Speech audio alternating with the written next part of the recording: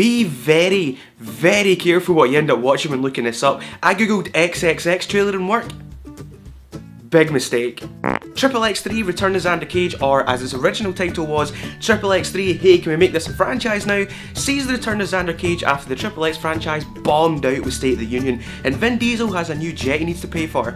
And so begins probably the most bonkers film of 2017. Where do I even start with this thing? Look, I wasn't expecting some world-class piece of filmmaking, I just wanted a big, dumb action film where I could switch my brain off for 2 hours and watch Vin Diesel stick the middle finger up to gravity while he rides a motorbike and endorses protein shakes. And did I get that? Yeah, of course I did. But even I wasn't prepared for just how magnificently crap this would be. Everything about this is utterly ridiculous. If you don't know the concept of Triple X, it's supposed to be some secret CIA or NSA or something else A scheme where they hire the best and the craziest stunt people in the world to act as secret agents because they can do the things that no one else can do. It's a bit like James Bond sponsored by Relentless. It was never exactly high up there in terms of believability, but with Triple X3 they have well and truly jumped the shark, or to put it more specifically, they've backflipped over the shark on a motocross bike and then the shark blows up. There is no plot or story to this. There's like a MacGuffin about deliberately crashing satellites or something like that, but that's not important.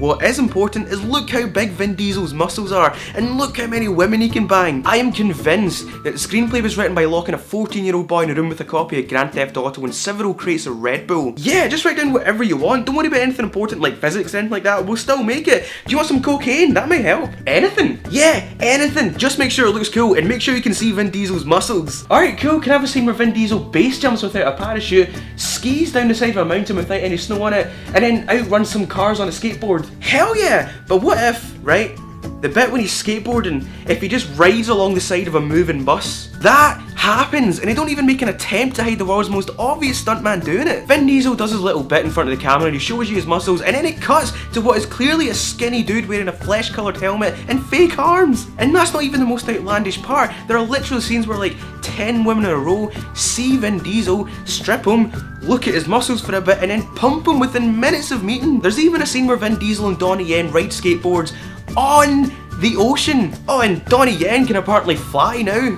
Vin Diesel himself is a capable action star, and I do love the guy, but this movie saddles him with a role that does him no justice. The script has him spouting multiple one-liners. The problem is, none of them are funny. Some of them are just downright cringy. Vin Diesel's great in action scenes, don't get me wrong, but you can't expect humour to be pulled off by a character that has all the personality of a door. To counteract this, the movie goes down the route of surrounding him with a team of similar professional nutjobs whose sole ambition in life seems to be to score a ticket to the X Games. It tries to inject a bit of energy by giving the characters Suicide Squad style intros with, you know, fun facts. Like when you see a character for like 1 second and then it goes, which I guess is pretty cool. And these characters all have their special skills, you know what I mean? Like Rory McCann is the stunt driver, Justin Bieber is the sniper, but one of them, Chris Wu, his special skill is, I swear to God, that he's a really good DJ. I'm not even joking. I was like, there's no way this is going to play into the story, and it turns out, oh yes it does. There's a scene where they're in like a jungle outpost or something like that, right, in the middle of nowhere, and Vin Diesel's standing there and he's been approached by a guy with a knife who's clearly going to stab him, right? Now the sniper covering him's like, I don't have a shot. So the DJ goes, don't worry, I've got this, and then I swear to God, he pulls out some DJ decks, starts throwing down some tunes, and a bloody crowd appears out of nowhere to block off Vin Diesel. Like, what? That's actually a thing? And then later on there's like gunfights going off and he's just standing there DJing. It's just mental. These characters seem to have zero motivation other than to just look cool, so we're never really on board with them as an audience, and to be honest with you, I just didn't care what happened to any of them. As already said, the plot is practically non-existent. I mean, this was clearly written by someone who doesn't understand that you can't substitute story for dubstep. But what's even worse than that in the writing of this is some of the truly awful things the actors have to say and do. As an example, right, Samuel L. Jackson, one of the most beloved and recognisable actors on the planet, has to share a scene with Neymar, the footballer.